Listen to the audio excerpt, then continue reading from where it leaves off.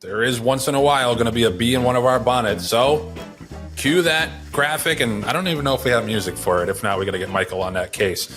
Last Friday at Del Mar, and we'll put up the video right now. This was the first race on Friday at Del Mar, and there was a horse on the outside who was like a 4-5 favorite. Now, full disclosure, I singled this horse in the pick 5, so I have a reason to be pissed off.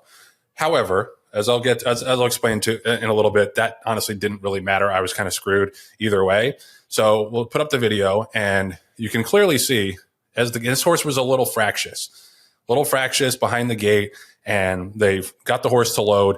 And then literally less than a second after they close the gate behind this horse, they open the gate. And as you can see from the video, the assistant starter clearly has his hands on the horse as the gates open. The horse walks out of the gate. Horse is named Comanche Gal and was about 7 or 8 lengths behind the field, basically eliminated at the start. Now, this happens. This is like a kind of a 50-50 deal sometimes, because the assistant starters often have their hands on the horse as the gates open, but then they let go right as the gates open. It's a little bit of a tricky dance to do, but this was an obvious one. This guy had his hands on the horse for like almost a full second after the gates open. And that's everything when it comes to horses breaking out of the gate. They looked at it, and lo and behold, they said the horse had a fair start and caused her own problems. Now, far be it from me to question the Del Mar stewards, but was one of her problems the fact that her bridle was being held by the guy who was tasked with getting her out of the gate cleanly? Did she cause that problem of the guy holding her bridle at the exact time that the gates were opening? Because I don't think so. I think that was a mistake. And I'm not even blaming the starter here. They have a really tough job. And I think he was just trying to do his best to try to get the horse ready to race. The gates open way too soon. You have a fractious horse. You load the horse in the gate. You give everybody a chance to settle down, a couple of seconds to settle down and get straightened. Like, it was literally like they loaded the gate, pop, the gates opened. So that was the first mistake. Second mistake is, when in doubt, refund people's money. And there should be no doubt on this one. To me, this was as obvious and clear as it gets, that the horse did not have a fair start. And they said that the horse did, and took all that money. God knows how much horse. I should have done the research, but God knows how many thousands of dollars were bet on that horse, not only in the win, but in the exactas and the trifectas and the pick 5s, the pick 3s, the doubles. Had to be hundreds of thousands of dollars that, to me, were stolen from the bettor. And I don't think that's right. And I think that there should be a lot more scrutiny on things like this from the people who cover racing.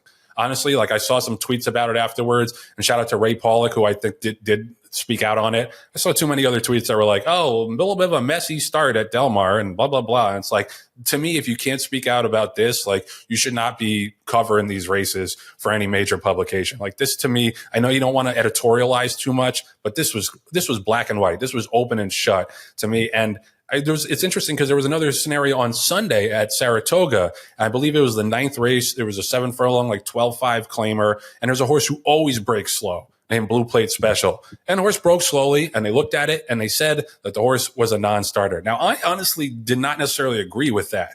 I thought that the horse was just a slow-breaking horse. Maybe there was a little millisecond that the starter's hands were on him. I thought that would have been fine, saying that horse got a fair start.